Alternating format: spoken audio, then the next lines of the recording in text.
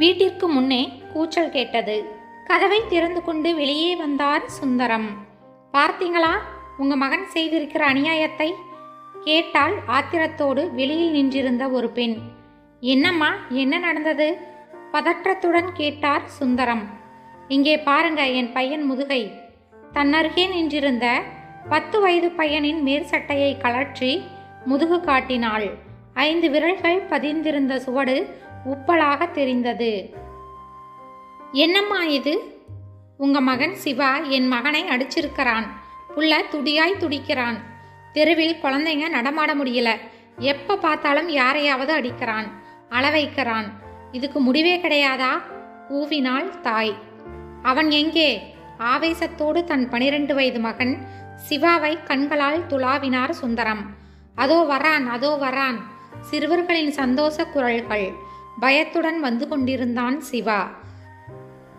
தந்தைக்கு பயந்த நடையுடன் சிவா.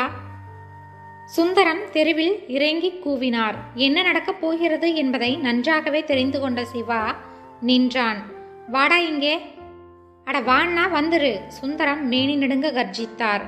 வந்தான். தயங்கி தயங்கி வந்தான். இடக்கை நீட்டி அவன் உச்சிமுடி பற்றினார் சுந்தரம். இந்த பையனை அடிச்சியாடா? பதில் சொல்லுடா. அடிச்சியா? அவன் என்னை கெட்ட வார்த்தை போட்டு திட்டினான். அம்மா பேச்செடுத்தான், உங்க பேச்செடுத்தான். அதான் சொல்லி முடிக்கும் முன் பலார் என்று ஓசை கேட்டது. கன்னத்தை தன் கையால் அழுத்தி பிடித்து கொண்டு அலறினான் சிவா. உள்ளே வா, உள்ளே வச்சு பேசிக்கிறேன். உச்சிமுடி பிடித்து இழுத்தபடியே சென்றார் சுந்தரம். வலியாலும் தன்னை எல்லோரும் வேடிக்கை பார்க்கிறார்களே என்று அவமானத்தாலும் துடித்தபடியே அவர் இழுத்த இழுப்பிலிருந்து விலக முடியாமல் சென்றான் சிவா. தன் பிள்ளையின் முதுகுச்சட்டை மாட்டிவிட்ட தாய்க்கு திருப்தி ஏற்பட்டது. முகத்தில் குரூரமான புன்னகை அரும்பியது. வீட்டிற்குள் இழுத்துச் சென்ற சுந்தரம் கதவை மூடினார். சுந்தரத்திற்கென்றே சுவற்றாணியில் தொங்கும் பெல்ட்டை எடுத்தார். யாரையாச்சும் இனி தொடுவியா? அடிப்பியா? ஊரை கூட்டி எங்களை அவமானப்படுத்துவியா? பெல்ட் சுளிர் சுளிர் என சுழன்றாடியது. மாட்டேன், மாட்டவே மாட்டேன். இனி யாரையும் தொடவே மாட்டேன். வலிக்குதுப்பா, நான் திருந்திடுவேன்பா, விட்டுடுங்கப்பா. அம்மா ஆவென கத்தினான். வெறி மிகுந்தவர் போல சுந்தரம் வீசி சுழற்றிய பெல்ட் சட்டென நின்றது. குறுக்கே அவர் மனைவி சிவாவை பெற்ற அம்மா கமலம் நின்றிருந்தாள். விடுங்கள், இனி அவன் செத்துடுவான், விட்டுடுங்க. பெல்ட்டை இழுத்து பிடுங்கினாள். நீ செல்லம் கொடுத்து கொடுத்துதான் இவன் இப்படி ஊர் வம்பெல்லாத்தையும் இழுத்துட்டு வரான். இவனை கெடுத்து குட்டி சுவராக்கிட்டே. இவன் இப்படியே போனால் ஒரு நாள் ஜெயிலுக்குத்தான் போக போறான். வேணா பாக்குறியா? இவன் கண்டிப்பா ஜெயிலுக்கு தான் போக போறான். சலிப்பும் கொதிப்புமாய் நகர்ந்தார் சுந்தரம். வெளியே இதுவரை நின்றிருந்த தாயும் கூட்டமும் திருப்தியோடு நழுவி மறைந்தது. கவிழ்ந்து படுத்திருந்தான் சிவா. கண்ணீருடன் அவன் அருகே அமர்ந்திருந்தாள் அம்மா. சிவாவின் உடலெங்கும் பெல்ட் முத்தமிட்டதன் சுவடுகள் மிகுந்திருந்தன. பெற்ற மனம் பிரவாகித்தது. கண்ணீர் சரசரவென உருண்டோட தன் மகனின் முதுகில் கை வைத்து வருடினாள். ஸ்பரிசம் பட்டதும் விலகி எழுந்தான் சிவா. எழுந்தமர்ந்ததும் அம்மாவை குர்ரென முறைத்தான். ஏண்டா இப்படி அடிபட்டு சாகிற? ஏண்டா கையும் காலையும் சும்மா வச்சுட்டு இருக்காம ஊர்வம்பை விலைக்கு வாங்குற? அந்த சின்ன பையனை ஏன் அடிச்ச? அவன் உன் பேச்செடுத்தான், அதான் அடிச்சேன். என் பேச்செடுத்தா? அடிச்சிடுறதா? பின்ன உங்க அம்மா 8 நாள்ல செத்துருவாங்கிறான். எப்படிம்மா பொறுக்க முடியும்? அட அறிவு கெட்டவனே, அவன் சொல்லி நான் செத்துடுவேனா? அதெல்லாம் எனக்கு தெரியாது. உன் பேச்செடுத்தால் என்னால் சும்மா இருக்க முடியாது. மகனை பார்த்து மகிழ்வதா அழுவதா என தெரியாமல் திணறினாள் அம்மா. ஆமாமா, அம்மா மேல பெரிய கரிசனம்தான். அம்மாவை விழுங்குறதுக்குன்னே பிறந்தவன்டா நீ. ஊருக்குள்ள தலை காட்டவா முடியுது? எங்க போனாலும் உன் மகன் அதை செய்துட்டான், இதை செய்துட்டான்னு ஒரே புகாராயிருக்கு. வீட்டுக்குள்ள வந்தா நீதான் கெடுத்துட்ட, உன்னாலதான் அவன் கெட்டு போறான். இப்படியே போனா எக்கச்சக்கமான விஷயத்துல மாட்டி என்னைக்காவது ஒரு நாள் ஜெயிலுக்குத்தான் போவான்னு உங்க அப்பா எரிஞ்சு விழறார். நான் எப்ப சாகிறேனோ அப்பதான் நீ ஒழுங்கா நடப்ப. கண்ணீர் விட்டாள் அம்மா. அவளையே வருத்தத்தோடு பார்த்தான் சிவா. இனிமே வெளியவே போக மாட்டேன், எவங்கூடவும் விளையாட மாட்டேன். நீ அழாதேம்மா. இப்படி சொல்றியே தவிர என்னைக்குடா நீ சொன்னபடி நடந்திருக்கிற? எல்லாம் என் தலையெழுத்து. தலையில் அடித்து கொண்டு எழுந்தாள் அம்மா. கவிழ்ந்து படுத்தான் சிவா. சற்று நேரத்தில் எழுந்தான். பவுடர் பூசி சட்டை அணிந்து கொண்டு வெளியேறினான். வீட்டுக்கு பின்பக்கம் இருக்கிற மைதானத்தில் கிரிக்கெட் விளையாட சிறுவர்கள் மட்டை, ஸ்டம்ப், பந்து சகிதம் கூடியிருந்தனர். சிவாவும் அந்த கூட்டத்தில் ஐக்கியமானான். விளையாட்டு மும்முரமாய் நடந்தது. நடுவராக இருந்தவன் சிவாவின் பேட்டிங்கின் போது LPW கொடுத்தான். அவ்வளவுதான். கிரிக்கெட் மட்டையால் ஓங்கி நடுவரை அடித்தான். அடிபட்டவன் கல்லால் அடித்தான். விளையாட்டு நின்றது. சண்டை மூண்டது. அப்பாவுக்கு ஆத்திருந்த நிலையில் வீடு வந்தது போது அம்மாவிடம் சீறினாள். ஒரு கூட்டம் வந்தது. பார், என் மானம் போகிறது பார். காலையில் ஒரு கலேபரம், நீ வந்து குறுக்கே விழுந்தாய். இப்போது உன் மகனை குற்றம் சொல்லி வந்திருக்கும் பையன்களுக்கு நீயே பதில் சொல். அம்மாவுக்கு ஆத்திரம் வந்தது. தன் தலையில் மடேர் மடேர் என அடித்து கொண்டாள். அதை பார்த்ததும் புகார் சொன்ன சிறுவர்கள் கலைந்து சிதறினார்கள். உள்ளே வராதே, வீட்டுக்குள்ள வராத, எங்காவது போய் தொலைஞ்சிடு, என் கண்ணில் விழியாதே. மகனை திட்டிவிட்டு வெளியில் வீட்டுக்கதவை மூடினாள். இவன் உருப்பட மாட்டான். இவனை மைனர் ஜெயிலுக்குத்தான் அனுப்பணும். சீர்திருத்த பள்ளியில் போட்டால்தான் திருந்துவான். வேணா பார், அவனை சீர்திருத்த பள்ளிக்குத்தான் அனுப்ப போறேன். அப்பா ஆத்திரத்தில் குதித்தார். 3 நாள் கழிந்தது. அப்பாவின் சட்டையின் பையில் இருந்த பணத்தில் 50 ரூபாய் குறைந்தது. அடியை கமலம், சுந்தரம் தன் மனைவியை அழைத்தார். என்னங்க? கமலம் வந்தாள். சட்டை பையில் 50 ரூபாய் எடுத்தாயா? நான் ஏன் எடுக்கப் போகிறேன்? அப்புறம் சிந்தித்தார். சிவா மனக்கண்ணில் வந்து நின்றான். ஆட்டை கடிச்சு மாட்டை கடிச்சு மனுஷனை கடிச்ச மாதிரி ஆகியாச்சு. நீங்க என்ன சொல்றீங்க? உன் மகன் ஊர் சண்டையோட நிக்கல, வீட்டுக்குள்ளேயே திருடவும் ஆரம்பிச்சுட்டான். அம்மாவுக்கு பகீர் என்றது. காலையில் கை வேலையாயிருந்த போது சிவா அந்த சட்டையை துளாவிக் கொண்டிருந்தது நினைவில் வந்தது. இவனை என்ன செய்யலாம்? வருத்தத்தோடு கேட்டாள். வரட்டும், பேசிக்கிறேன். கோப குமுறலோடு அவனுக்காக காத்திருந்தார். சாப்பாட்டு வேலை. அம்மா பசிக்குது, சாப்பாடு.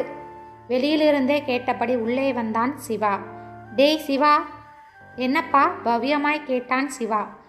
இங்கே வா, என் ரூமிற்குள் வா. வந்தான். என்னப்பா, காலையில் நீ என்னடா பண்ணின? ஏதும் பண்ணலைப்பா. பிராமிஸா நான் ஏதும் பண்ணலையேப்பா. போய் பேசாதே, பிச்சுடுவேன். உண்மை பேசு. என்ன பண்ணின? நான் ஏதும் பண்ணலைப்பா. பணம் எடுத்தியா? பணமா? எங்கே? என் பாக்கெட்டில் 50 ரூபாய் இல்லை. இல்லை, எடுக்கவே இல்லை. பொய் சொல்லாதே, பெல்ட் பிஞ்சிடும். நிஜம்ப்பா, நான் பணமே பார்க்கலை. பெல்ட் சுவரில் தொங்குது, நீயே எடுத்துட்டு வா. என்னப்பா நீங்க பணத்தை எதுக்காவது கொடுத்துருப்பீங்க. நல்லா யோசிச்சு பாருங்கப்பா. நான் எடுக்கல. பெல்ட்டை எடுத்துட்டு வரையா இல்லையா? போனான். அவன் பேசிய கடைசி வார்த்தைகள் யோசிக்க தூண்டியது. ஒருவேளை ஏதாவது செலவுக்கு கொடுத்திருப்பேனோ? சிந்தித்தார். நன்றாக நினைவிருந்தது. யாருக்கும் கொடுக்கவில்லை. காலையில் சிகரெட் வாங்கிவிட்டு பையில் வைத்தது பசுமையாய் மனதில் நின்றது. பெல்ட்டோடு வந்தான் சிவா. இப்ப சொல்லு, உண்மை சொல்லு. உதை வாங்கும் முன் சொல்லிவிடு. பெல்ட்டை கைப்பற்றினார். சொல்லு. நான் தான் எடுத்தேன். இனிமேல் ஒரு நாளும் திருட மாட்டேன். உங்க மேல சத்தியம், என் உயிர் மேல சத்தியம். இனி திருடவே மாட்டேன். வா, உன்னை விட்டு வைத்தால் தப்பு. போலீஸ் ஸ்டேஷன்ல கொண்டு விட்டுடுறேன். சீர்திருத்த பள்ளிதான் உனக்கு லாயக்கு. பற்றி இழுத்தார் அப்பா. போலீஸ் என்றதும் பயம் வந்தது. நடுநடுங்கினான். வேண்டாம், இனி திருடவே மாட்டேன். சத்தியமாய் திருடவே மாட்டேன். இனிமே திருடினால் என்ன வேணாலும் செய்யுங்கப்பா. அம்மா, அம்மா கொஞ்சம் சொல்லுங்கம்மா. இன்னைக்கு மட்டும் அப்பா கிட்ட சொல்லு. பயத்தால் நடுங்கி கெஞ்சினான்.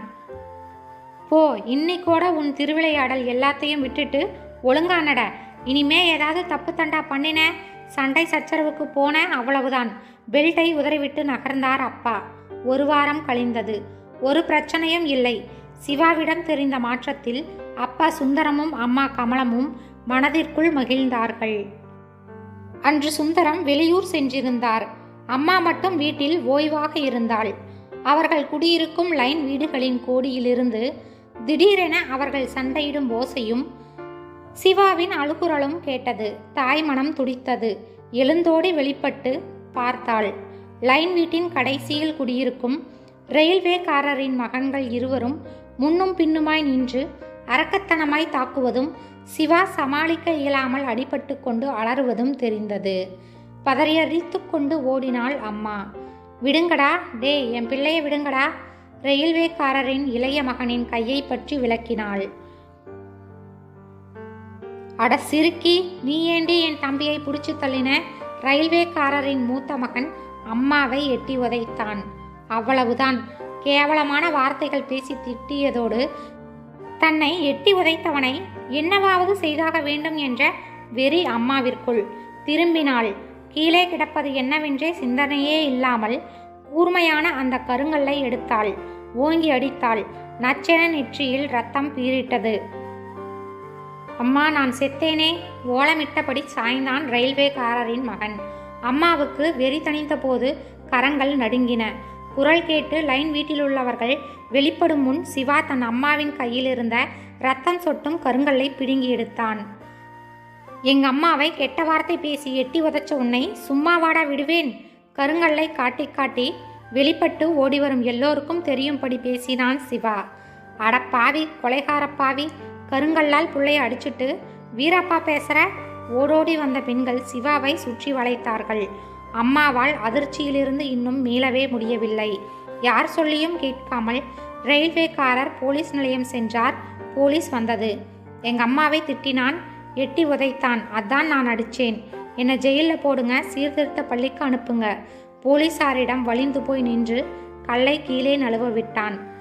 சிவா. அம்மா கதறியபடி ஓடி வந்து அவனை பற்றினாள். அம்மா, நான் ஜெயிலுக்கு போனா திருந்தி வருவேன். நீ போனா? அதான் நானே ஏற்றுக்கிட்டேன். தைரியமாயிரு. அப்பா கிட்ட நான் தான் கல்லால் அடிச்சேன்னு சொல்லு. நீ அடிச்சதா நீ கூட நினச்சி பார்க்காதே. எனக்கு அம்மா தான் முக்கியம். அப்பாவோட கௌரவம்தான் முக்கியம். அம்மாவின் காதுக்குள் கிசுகிசுவென்று ஓதினான். போலீஸ் அவனை இழுத்து கொண்டு போனது.